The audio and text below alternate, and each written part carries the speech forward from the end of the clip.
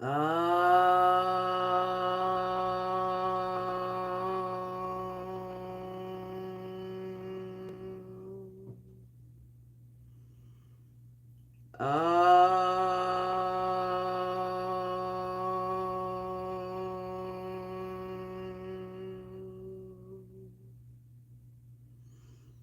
Om Tat Purushaya Vidmahi Mahadevaya Dhimahi Tanno Rudra Prachodayat. Om Triambakam Yajamahe Sugandhim Pushtivardhanam Varukameva Vandanam Mrityor Mukshyamamritat. Om Bhurbhuvasvaha Tatsaviturvarenyam Bhargo Devasya Dhimahi Diho Yona Prachodayat. Om Asatoma Satkamaya Tamasoma Jyotirgamaya Mrityormaham Gamaya. Om Shanti Shanti Shanti.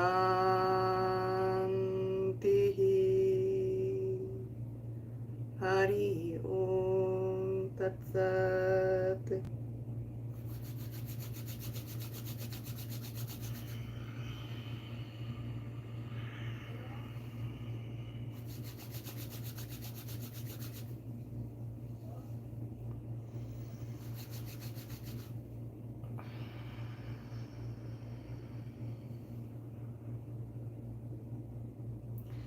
Good evening, and welcome to the Wisdom Whispers series here on Cosmic Connections. I'm your host, Amberly. You can also call me Ambika Devidasi. Welcome for another series of waking up our inner child. I invite you to get comfortable, grab something warm to drink, and enjoy this beautiful story. This is a story of the first virtue of Raja Yoga. Raja Yoga is the eight-limbed path, or Ashtanga Yoga, better known. And Ashtanga Yoga, the first limb is Yama. And in that first limb, the first virtue is Ahimsa. And so we see this Ahimsa in non-harming. Non-harming comes from not only ourselves, but also everyone else, as we are an extension of everyone else, aren't we?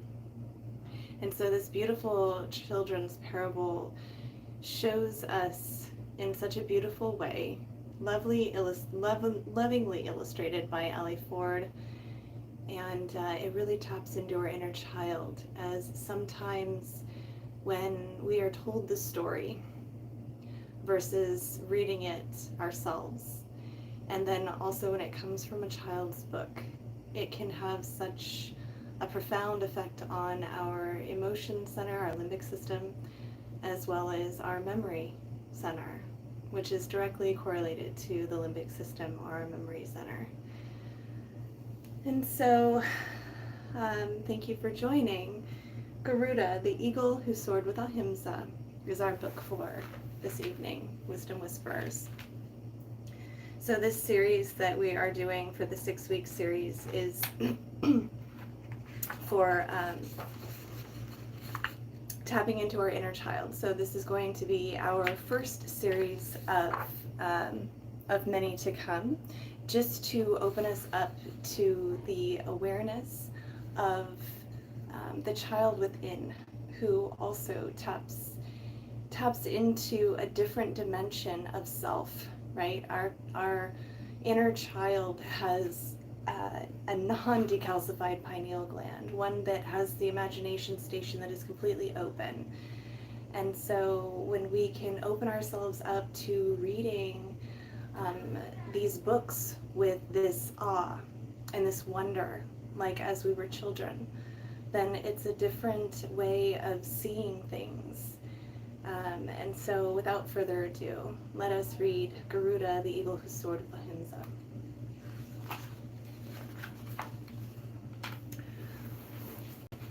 You can see that. Garuda, the eagle, lived high in the sky, in tall mountains where only he could fly. But he longed for some friends. He was lonely up there, with no one to talk to and no one to share. He tried to make friends, but when he flew near, the others would run or hide out of fear. But Garuda was gentle, loving, and kind. He practiced ahimsa to have peace of mind.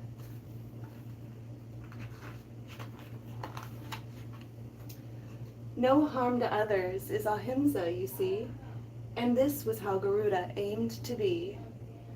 So he promised to try and no longer postpone, making new friends so he wasn't alone. From the highest tree branch, he peered through the skies and took flight like a plane with his eyes on the prize. He spied a fair cat on a stroll through the woods and landed beside her as softly as he could. Cat arched her back. All her hairs stood on end. Garuda said softly, "Can I be your friend?" I look fierce, but don't judge this book by its cover. I live with ahimsa and vow not to harm others. To welcome her friend, Cat showed him how to roll and meow when up walked a cow. Cow was surprised to see such a sight. A bird and a cat, it just didn't seem right. With joy, Garuda said, "There's nothing wrong. Please, join our group, and we'll all get along." Cat and I are doing no harm. Ahimsa's our vow, no cause for alarm. So, Cow joined in and taught them his ways, like milking and mooing, and of course, how to graze.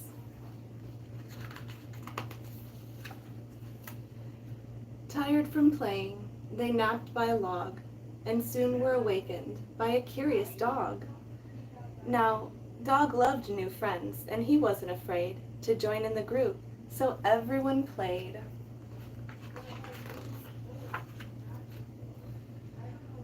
The gang started running and jumping around. Dog taught them to stretch face up and face down. Thirsty, the friends went to drink from the lake. As they bowed their heads, up popped a snake. Snake hissed a warning out of pure fright. "Please keep your distance. I fear I will bite. Rather than love me and treat me sweetly, I've been taught that an eagle would eat me." And then Cat told Snake of Garuda's vow and invited him along so he could learn how to practice non-harming and treat others with love, a vow that made Eagle as sweet as a dove.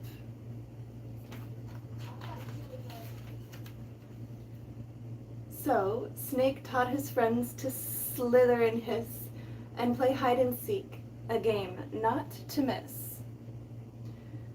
When soon the sun started going down, Garuda said, "Friends, please gather round."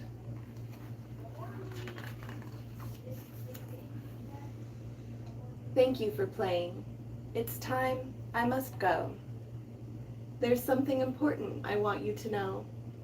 Our friendships are off to a promising start. Your smiles and laughter have healed my heart. I'm no longer lonely high up in my tree, because I know you will be thinking of me. Run and jump and explore this grand world and share all the treasures your hearts will unfurl."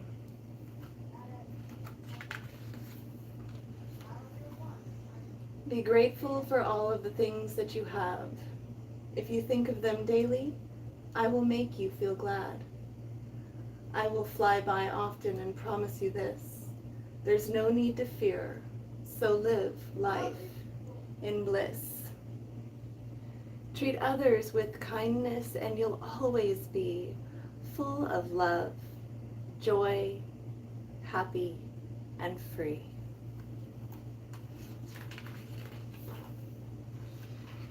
So that is the beautiful book of Garuda, the eagle who soared with Ahimsa.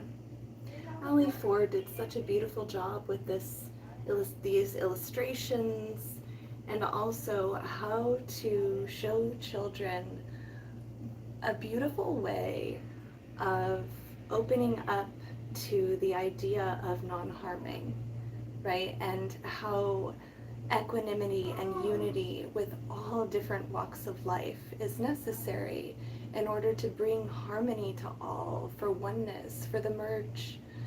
And so at the end of the book, she has a note. She says, when I began teaching yoga to kindergarten and first grade students at my children's school, it just made sense to incorporate some of the deeper lessons given to us by the Yoga Sutras of Patanjali, especially Ahimsa. Ahimsa, or non-violence, non-harming, is one of the 5 yamas, ethical principles for how we treat others and our environment. We made up songs about being gentle, loving, and kind, and discussed what it would mean to treat our friends this way. The children were very receptive to this message. Out of our playful classes came this story. A story of how an animal that might normally eat other animals decided to practice non-harming and treat others with love. As an animal lover, I asked Eduardo Micardi to base the animal designs on those I have known and loved throughout life. Garuda, the eagle, is modeled after my favorite bird, the majestic bald eagle. Cat was inspired by my neighbor's snuggly, adorable cat, Calico, who meows sweetly when she sees me in my yard, comes when called, and with whom I feel I can alma mater, or literally hold a conversation. Cow is a longhorn, of course, the mascot of my alma mater, the University of Texas at Austin, and a tribute to my home state of Texas. Snake, a cobra, represents my fondness of India, where I studied yoga. And last but not least, dog is a semblance of my beloved border collie, Sam, aka Wonder Dog, the smartest, sweetest dog that ever lived, with whom I shared some of my happiest memories over 12 incredible years, and who will ever live in my heart. I hope the message of Ahimsa inspires playful and meaningful conversation between parents and caregivers and their children. And then she has these poses with her children of different yogasanas, which I think is just a beautiful thing. Whenever I read this book to my child, my youngest child, after we would read it, of course, we would be practicing these asanas. And I think that that's really special because it inspires children to learn how to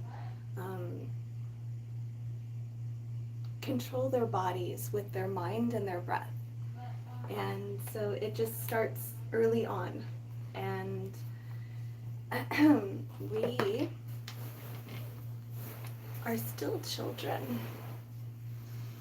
We are still experiencing this thing called a human condition together. And we're still walking each other on this path, sharing this thing we call life. And my message through this is really to look at what it is that that inspires you to be in a space of ahimsa, to be in a space of non-harming. And when we think non-violence, we usually think of not killing. We usually think of You know, it's usually the first thing that we think of is like not war, but the war is, you know, it starts within.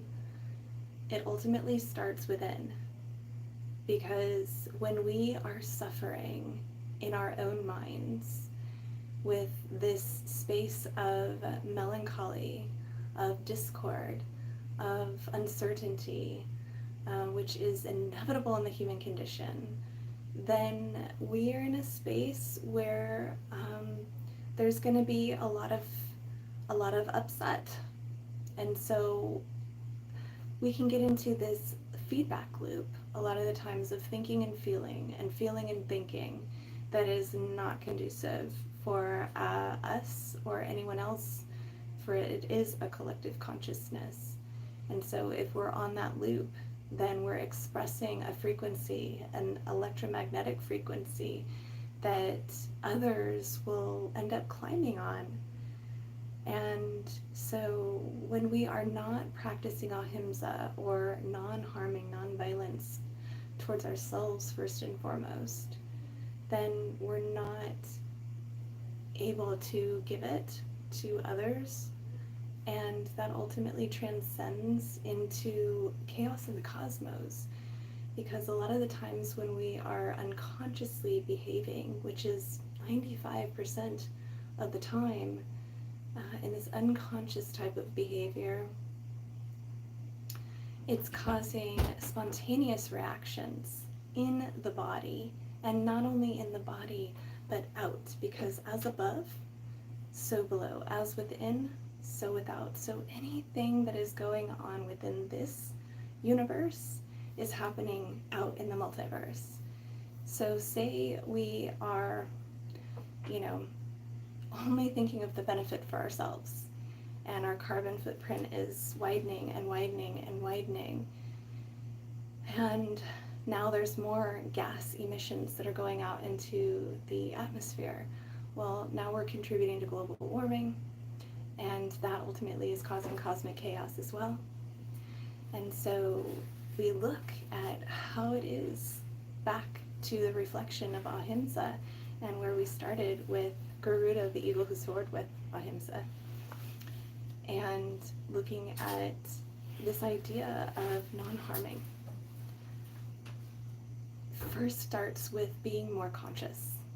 It first starts with mindful activities. When we are in this space of mindful activity, then we are anabolizing, we're building up.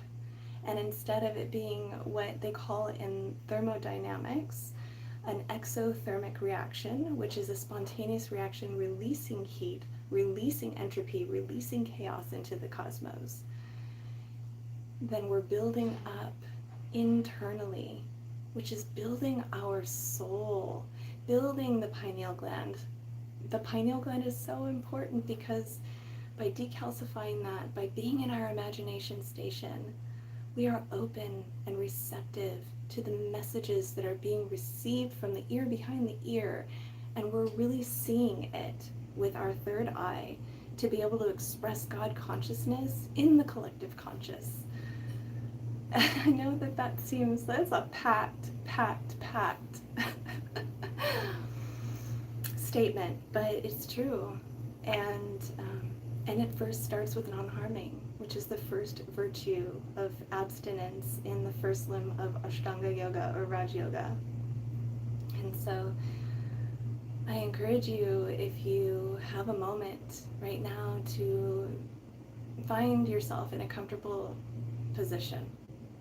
Maybe you find yourself in Siddhasana, which is just an easy seat where your ankles are stacked gently under your knees.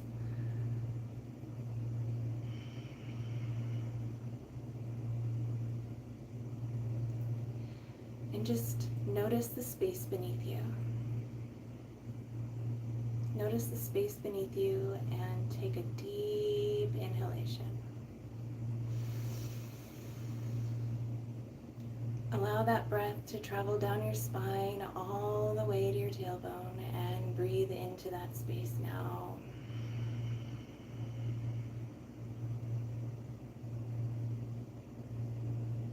in, take a deep breath in.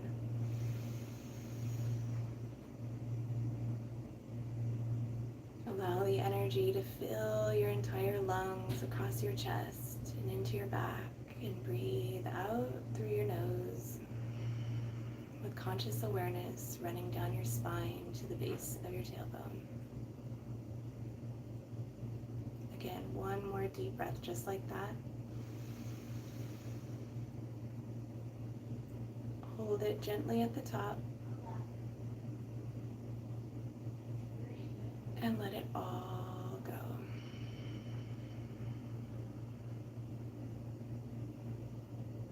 Maybe you find yourself placing your hands over your heart space now, and welcome in gentle love, gentle, loving awareness.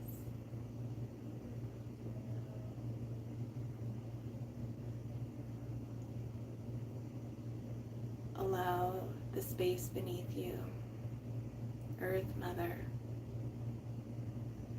to fill you with rejuvenating love and light. Feel from the base of your spine, roots of nourishment feeding you, guiding you, opening you up to more awareness, more loving kindness, more self-compassion, more joy, more light, more love. Deep breath in. Disengage the belly and let it all out through the mouth.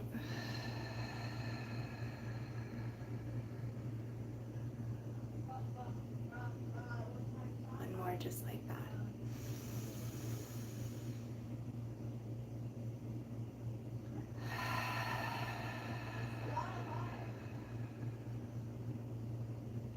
Inhale deep and let it out through the nose.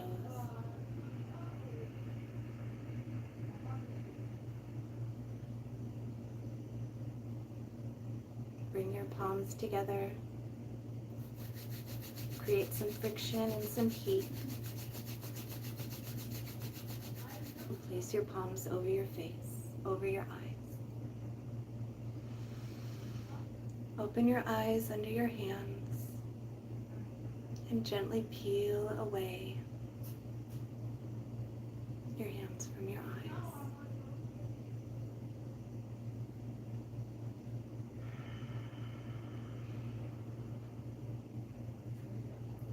Repeat this affirmation after me. I am in loving awareness right now.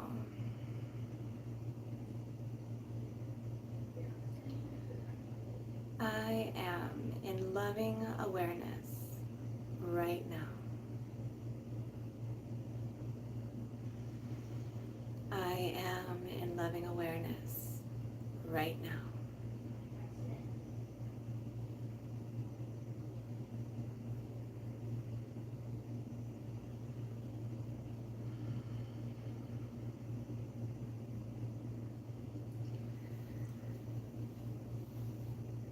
You know, we get conditioned in life from the moment that we are conceived to the moment we rest from this body. And it's our job to experience whatever it is that our soul contracted for this life. And we keep coming back to the practice of awareness.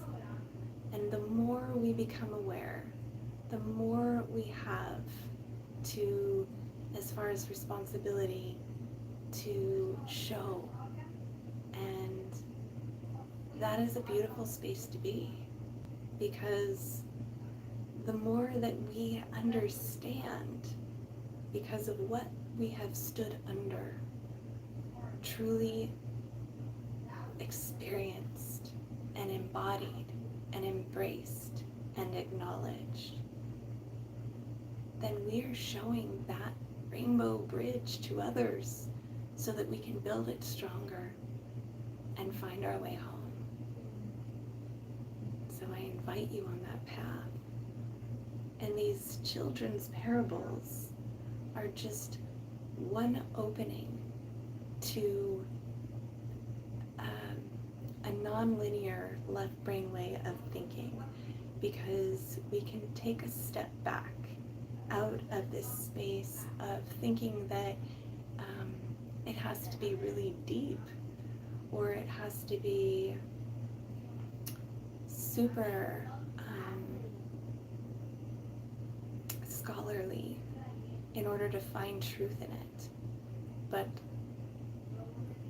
the beauty is that we can tap into our inner child in these children's parables, and we can find so much meaning to these stories that then can get passed on because of their simplicity, in a non-complex way. And so before we go into the more complex stories, which we will be going into some complex stories in the series, the multi-series to come, because this is a 6-week series to get us acquainted and started in our journey together. But there's still a lot more. It takes a lifetime to be able to unpack these kinds of things. But if there's one thing, these are chapters of our lives that we're going through, and that we're showing the way to others through these teachings. And let's call this another page in the book. And I want to use it well. I want to use it well. Because when I go, I want to know that I left it all on the table. All the karma is there on the table. But I gave it all that I could. I strived for everything I could. And I gave it all to the devotion and service of God consciousness within all. And I'd like to leave a legacy of love and light.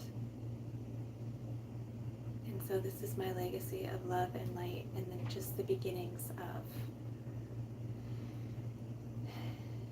So this is an intimate time where we get to share some reflections and thoughts and stories before laying our eyes to rest. Cosmic connections is so many things. And this Wisdom Whisperers series is just one opening to many possibilities of where we go and what we will uncover. And so, as I have pulled up on the Zoom video, unfortunately YouTube Live does not see it, but there is a meditation and reflections page that is showing here.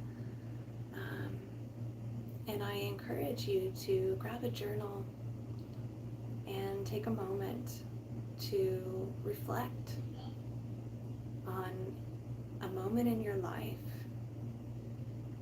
when you abstained from causing harm to either yourself or another. Just reflect on a time in your life when you remember, just a memory of you practicing this virtue, abstinence from causing harm. You don't need to write anything down necessarily, but just think about that for a moment.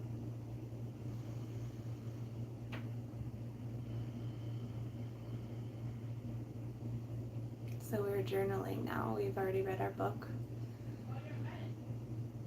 And we're talking about, when have I shown ahimsa? Reflecting on a moment in our lives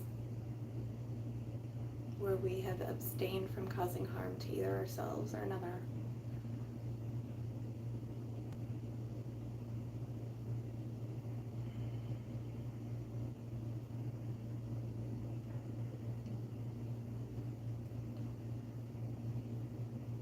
And as a journal opportunity, I invite you to name 3 things that you are grateful for today.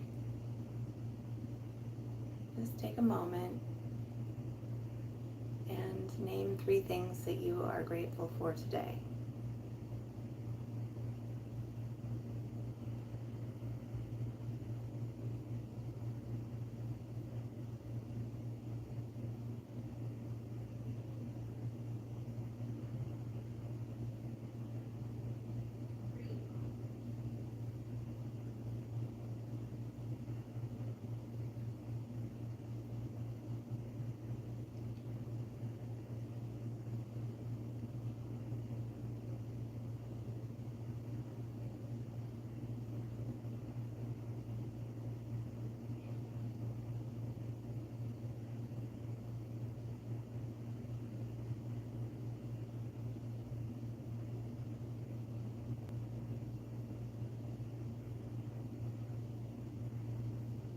And if you are finding yourself having difficulty finding 3, or if you have more, I encourage you to write as many as you can that come to you.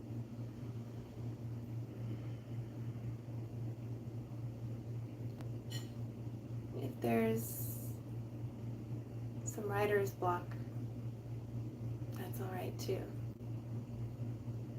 Sometimes we don't get inspired to write right away. Just take a moment to close your eyes and listen with the ear behind the ear. Allow your focus to be right behind your eyes in the absence of light.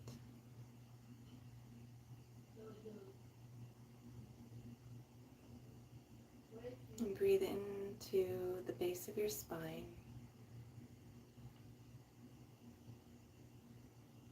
And ask yourself, what are 3 things I'm grateful for today?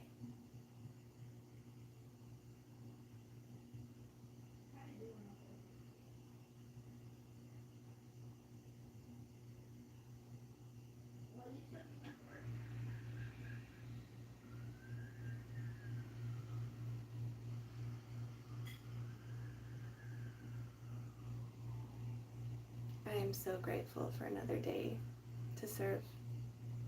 I woke up.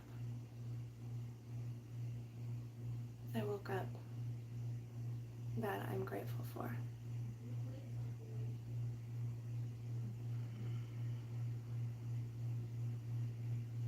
I am so grateful that I showed up for myself today. I'm grateful that I held myself accountable and I stayed true to my word that came through in the pious bodies. I do journaling in the morning, and I call it the pious journaling because I will separate the page into 4 quadrants by just like a cross in the middle, horizontal and vertical line. And in the top left quadrant, I will write the word physical, top right, intellectual, bottom left, emotional, and bottom right, spiritual.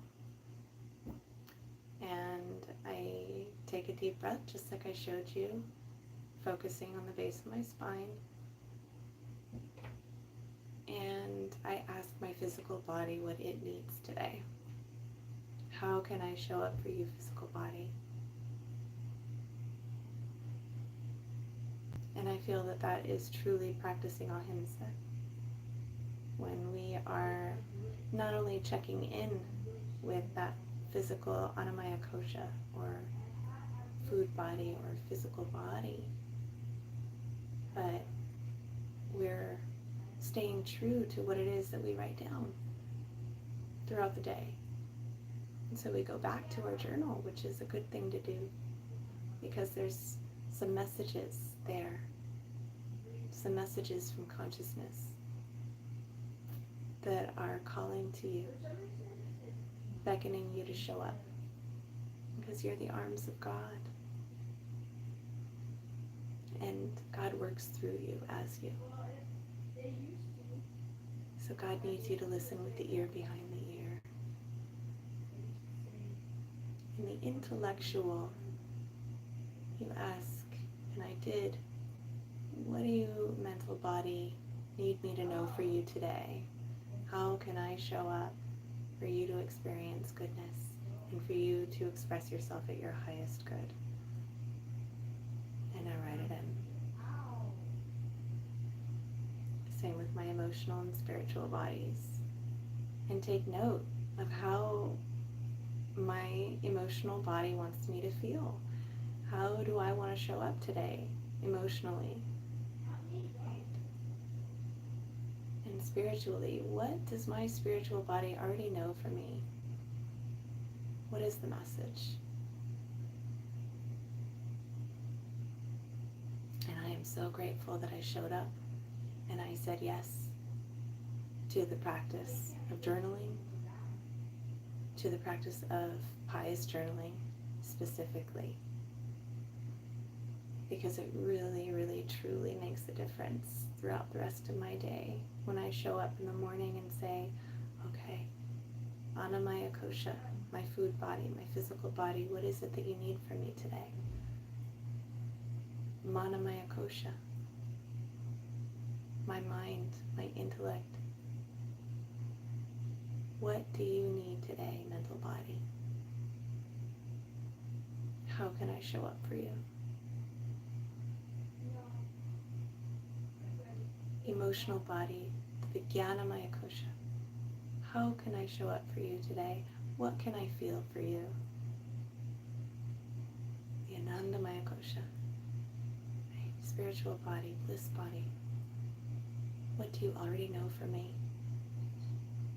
What is the message? How can I show up?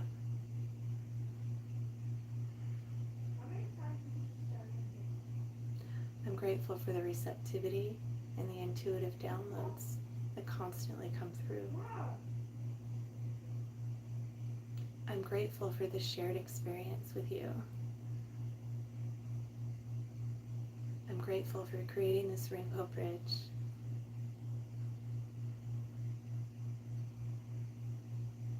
I am thine, all is thine, thy will be done. Swami Satchidananda says that if there's one japa, depending on where you're at in India, japa is northern India, japa is southern India. Japa is a repetitive mantra. And as you repeat the mantra, he says the best mantra that you can repeat is dedication, dedication, giving, giving, loving, loving.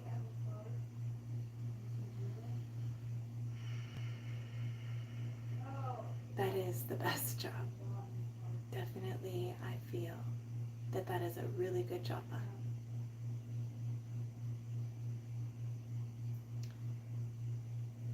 And so another journal prompt with that in mind. Can you explain a time when you practiced kindness and empathy recently?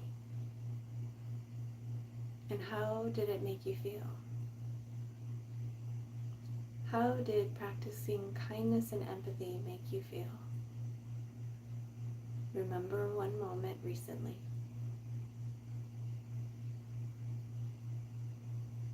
Where you were practicing kindness and empathy. It could be self-kindness, self-compassion, self-empathy,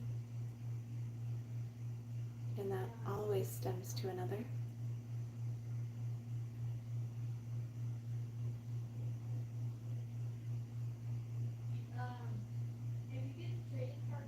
Explain a time when you practiced kindness and empathy recently and how it made you feel.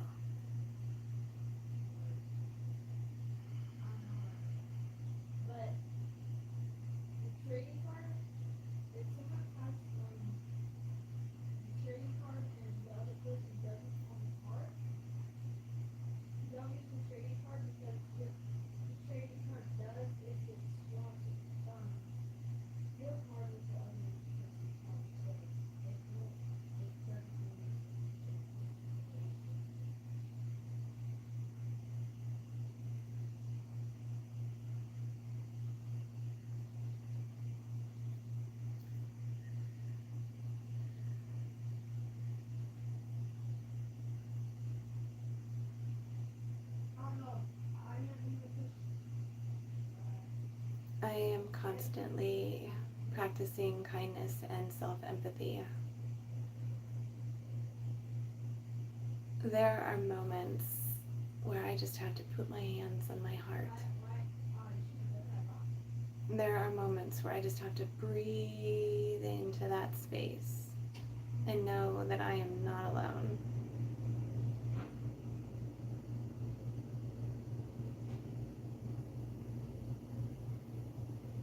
I know that this too is temporary.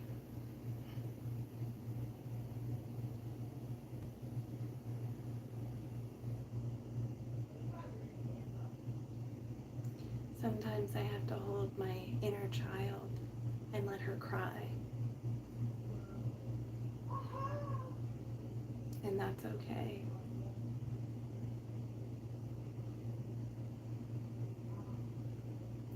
It's okay to hold yourself because that is giving you permission to love and be loved. And that's a good place to be too.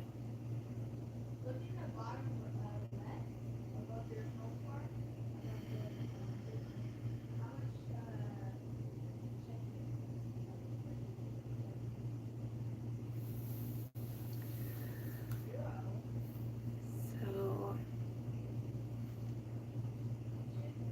I have a heart chakra affirmation that I would like to share with you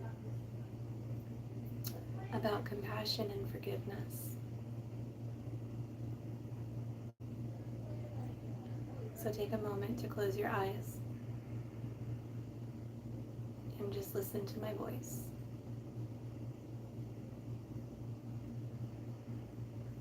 I have compassion for myself and for those around me.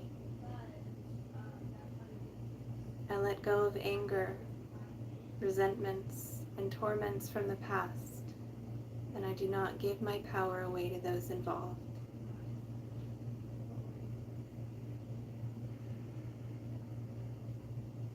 Forgiveness is a gift I give to myself. I forgive myself for things I feel I could have done differently in the past, and I remind myself that my response could not have been any more evolved than it was at the time.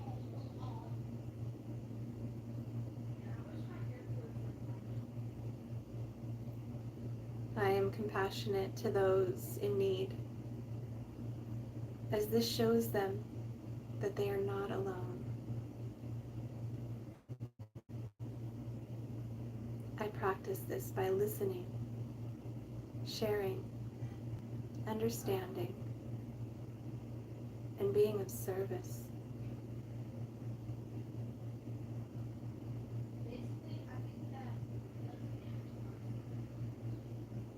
And I am so grateful, so incredibly grateful for this ministry, for this calling.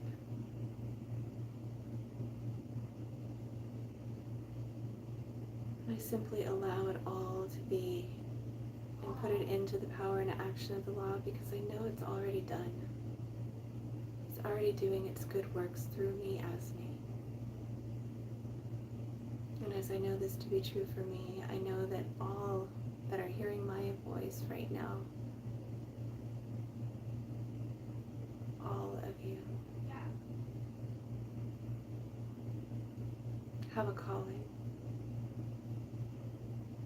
And it is happening through you as you right now in God consciousness.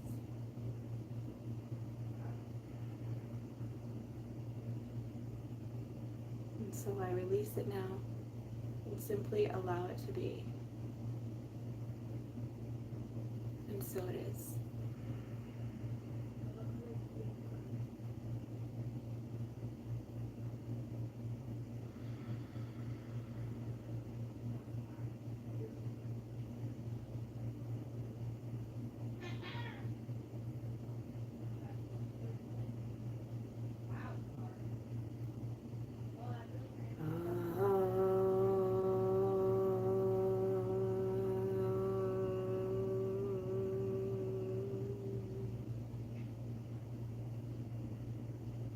Asatoma Satgamaya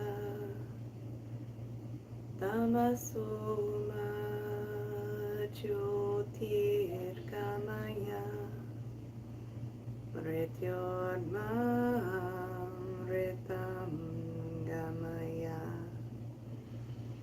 Om Shanti Shanti Shanti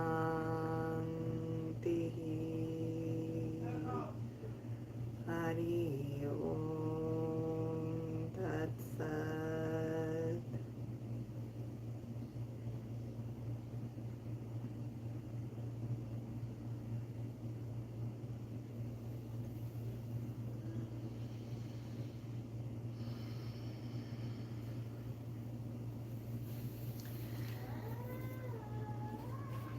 So the next few books that are in our series are a conscious, they're called Conscious Bedtime Story Club Readings. So there are 3. Now last week we read this book here, which is The Boy Who Searched for Silence. This is a very, very good book. I highly recommend it. It's by Andrew Newman, illustrated by Alexis Aronson. And next week we are going to read The Hug Who Got Stuck. This book is such a beautiful book, and I highly recommend reading it to your children. This whole series is great. At the end, it shows the collection, so you can see that there are several of these books. And here, let me unshare the screen. Stop share. There we go. Yeah, so conscious bedtime stories are absolutely great, and you know, they're really, really good for the children and for you, you know, because you're sending yourself off to sleep also, and the last 20 minutes of sleep at night are some of the most important, because what it is that we go to bed with in our thoughts are what we think about tomorrow as well. It's what we dream about. So it's highly recommended to, you know, put yourself in a place of conscious thought patterns in the evening, especially of gratitude and of grace and of ease and of bliss.